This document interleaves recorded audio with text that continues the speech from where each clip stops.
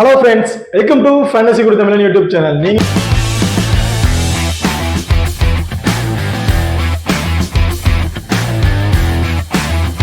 நம்ம சேனலை சப்ஸ்கிரைப் பண்ணலைன்னா மறக்காம சப்ஸ்கிரைப் பண்ணிக்கங்க. இந்த பக்கத்துல பெல் ஐகான் டச் பண்ணிட்டு ஆன்ல கொடுங்க. நாங்க போகிற வீடியோக்கள் எல்லாமே உடனுக்குடன் பாருங்க. இன்னைக்கு இந்த வீடியோல டிஎன்பிஎல் ஃபர்ஸ்ட் மேட்சை பத்தி தான் பார்க்க போறோம். இந்த சீசன்ல நடக்க இருக்கிற டிஎன்பிஎல் ஃபர்ஸ்ட் மேட்ச். இந்த மேட்ச் யார் யாருக்குன்னு பார்த்தோம்னா Kovai Kings and Chepauk Super கிரிப்ஸ்க்கு தான் இடையில தான் இந்த மேட்ச் வந்து நடக்க இருக்கு.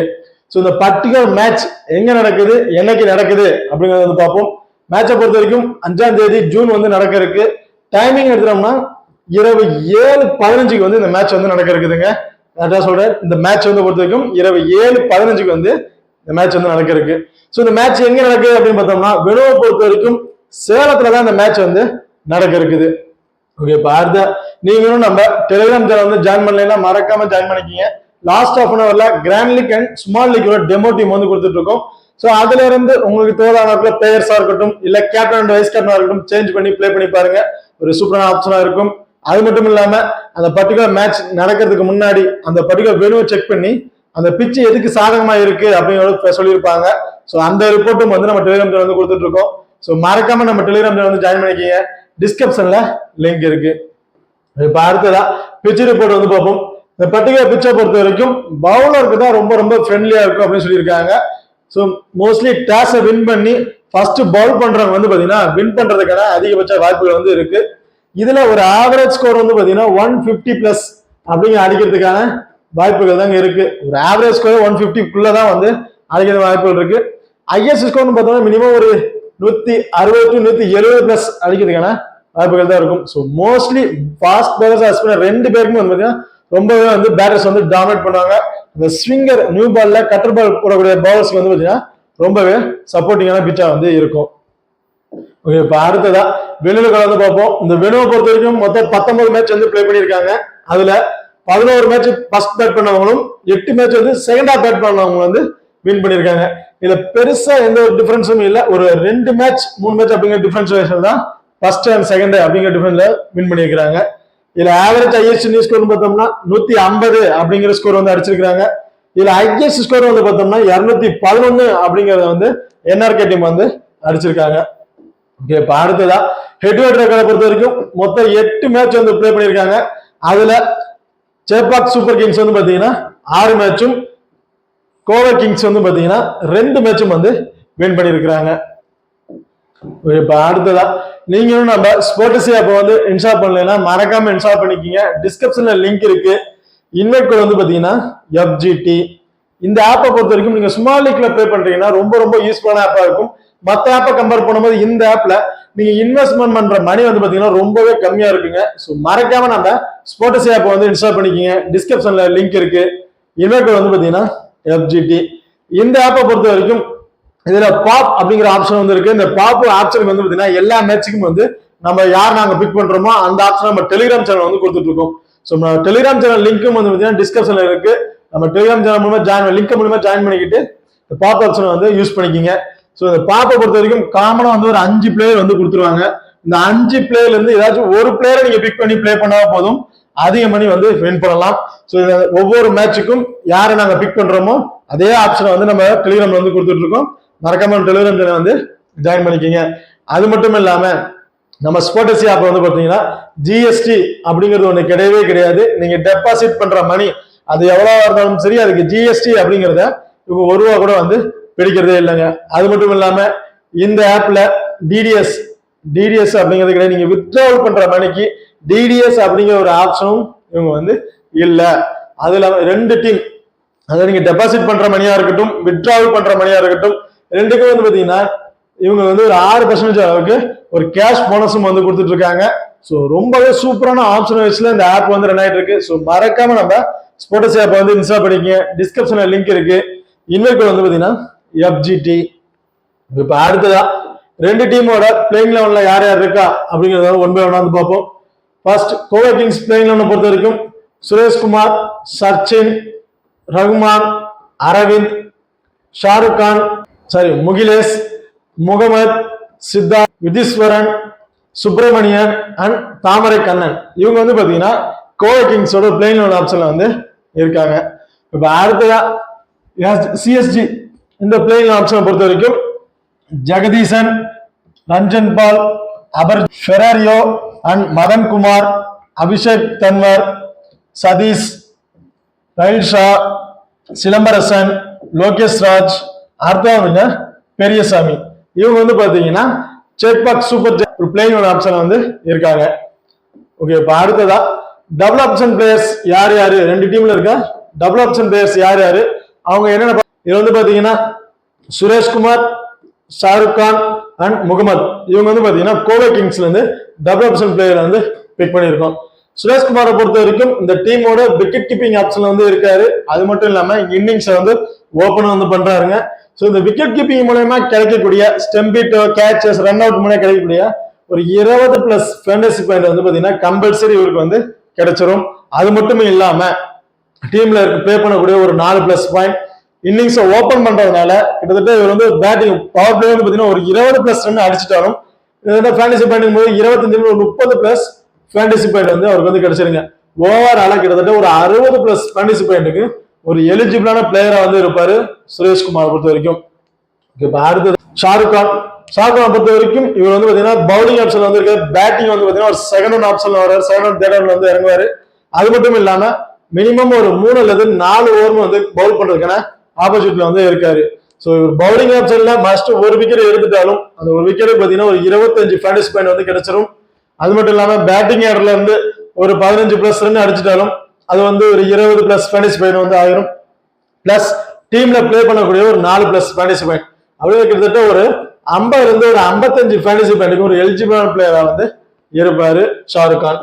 அடுத்ததா முகமது பொறுத்த வரைக்கும் இவர் பவுலிங் ஆப்ஷன்ல வந்து ரொம்ப கொடுத்துருப்பாங்க. ஆல்ரவுண்ட் பிளேயர் தான்.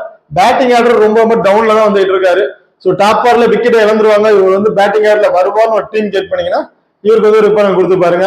மற்ற பட்சத்துல இவருக்கு வந்து பவுலிங் ஆப்ஷன் மினிமம் ஒரு 2 அல்லது 3 ஓவர் பவுல் பண்றதுக்கான ஒரு ஆப்ஷன்ல இருக்காரு. ஸோ அப்படிங்கிற பட்சத்துல ரேரா ஒரு விக்கெட் எடுக்கிறதுக்கான வாய்ப்புகள் வந்து இருக்கும். செக்பாக் சூப்பர் ஜெயின்ட் கிளிப்ஸ் டீமை பொறுத்த வரைக்கும் ஜெகதீசன், அபர்ஜித் அண்ட் அபிஷேக் தன்வர் இவங்க வந்து பாத்தீங்கன்னா டபுள் ஆப்ஷன் பிக்ல வந்து பிக் பண்ணியிருக்கோம். இது ஜெகதீசனை பொறுத்த வரைக்கும் நான் ஆல்ரெடி சொன்ன மாதிரி தான் சுரேஷ்குமாருக்கு என்ன சொன்னோம் அதே ஆப்ஷன்ல தான் இவர் வந்து இருக்காரு. ஸோ விக்கெட் கீப்பிங் பண்றாரு. அது மட்டும் இல்லாம இன்னிங்ஸை வந்து ஓபன் பண்றாருங்க. ஸோ அப்படி இருக்க பட்சத்துல இன்னிங்ஸை ஓபன் பண்ண பவர் பிளேயர் நல்லா டாமினேட் பண்ணி பிளே பண்ணக்கூடிய ஒரு சூப்பரான பிளேயர் வந்து சொல்லுவோம். அப்படிங்கிற பட்சத்தில் ஒரு பேட்டிங் இருந்து ஒரு 25+ ரன்னுங்கும் போது ஒரு 35+ ஃபேண்டசி பாயிண்ட் வந்து நமக்கு வந்து கிடைச்சிரும்.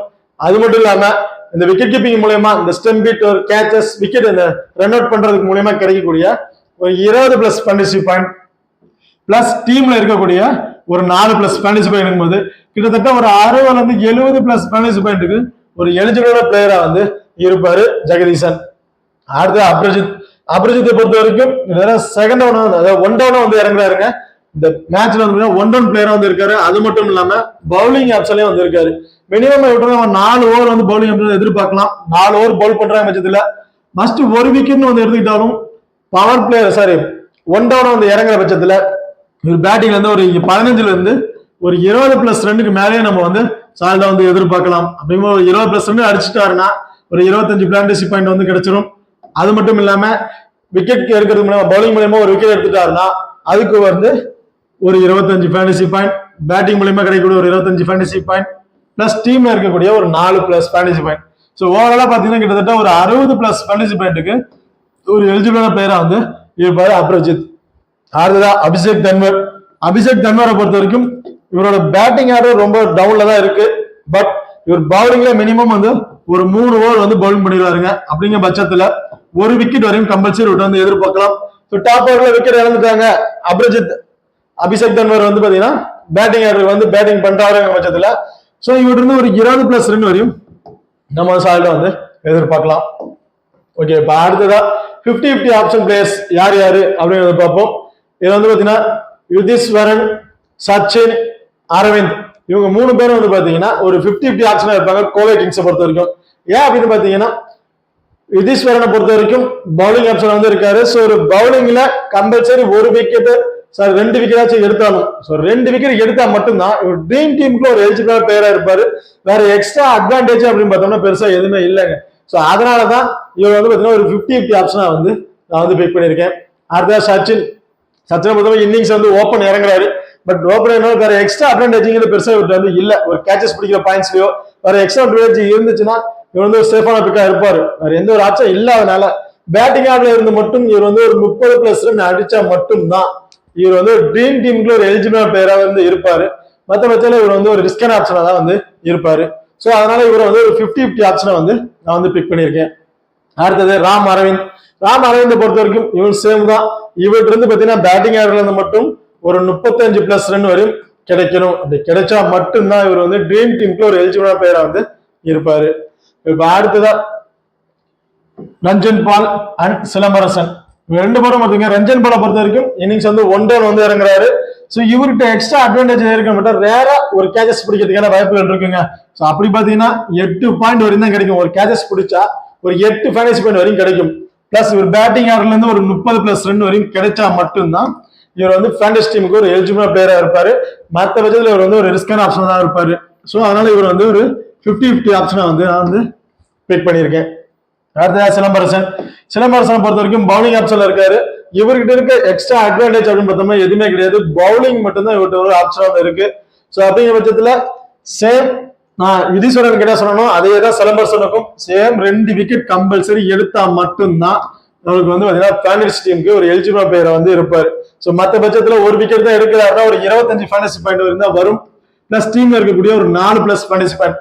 ஸோ அன்எக்ஸ்பெக்டடா ஒரு கேச்சஸ் பிடிச்சிட்டாலும் கிட்டத்தட்ட ஒரு 40+ ஃபேண்டசி பாயிண்ட்டுக்குள்ளதான் வந்திருக்கும். 40-45 சம்திங் ஃபேண்டசி பாயிண்ட்டுக்குள்ளதான் வந்து எலிஜிபிளா இருப்பாரு.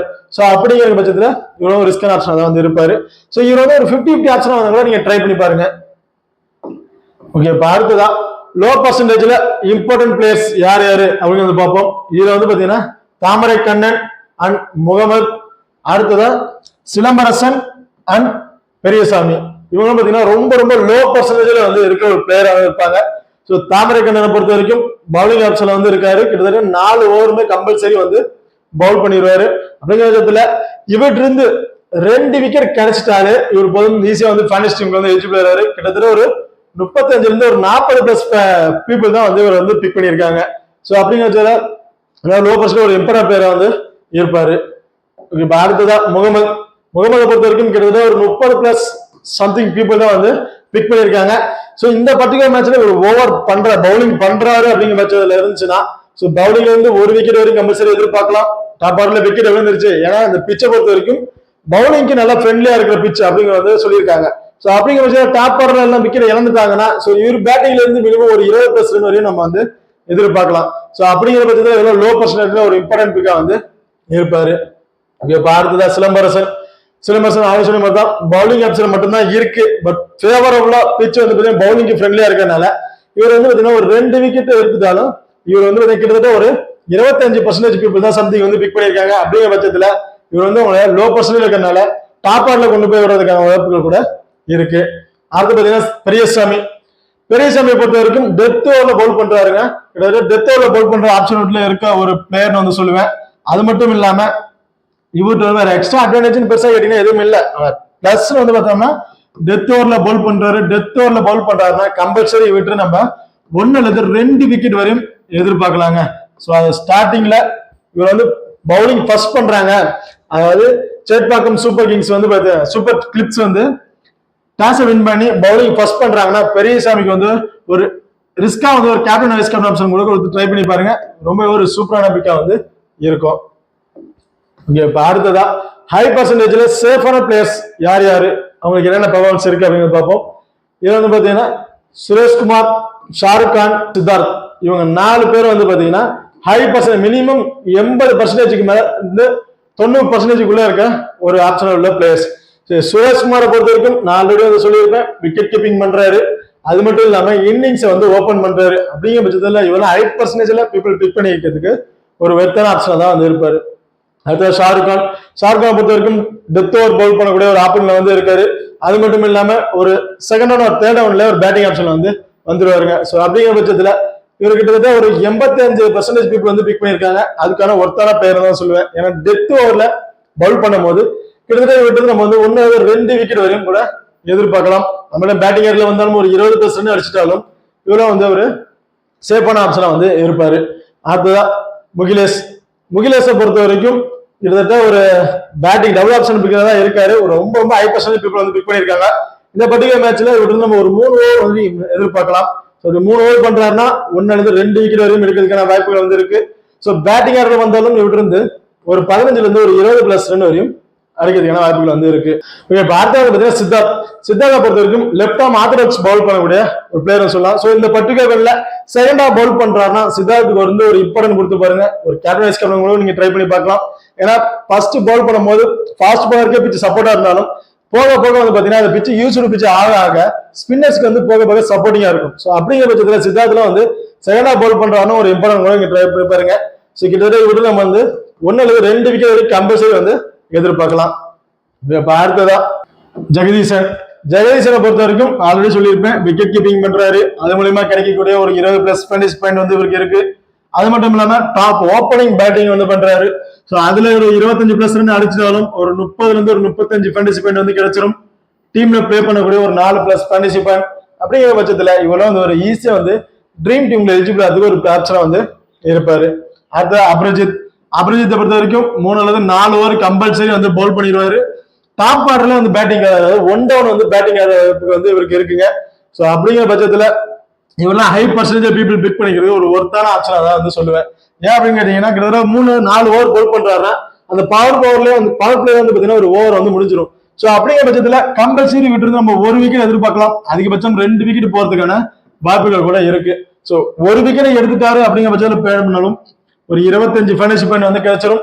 டாப் ஆர்டர்ல பேட்டிங் வர்றதுனால இவர்கிட்ட இருந்து ஒரு 25 ஃபேண்டசி பாயிண்ட் வந்து நம்ம தாராளமா எதிர்பார்க்கலாம். பிளஸ் டீம்ல இருக்கக்கூடிய ஒரு 4+ ஃபேண்டசி பாயிண்ட் போது 60+ இருந்து 65 ஃபேண்டசி பாயிண்ட்டுக்கு ஒரு எலிஜிபிளான பிளேயரா வந்து இருப்பாரு அபிரஜித்.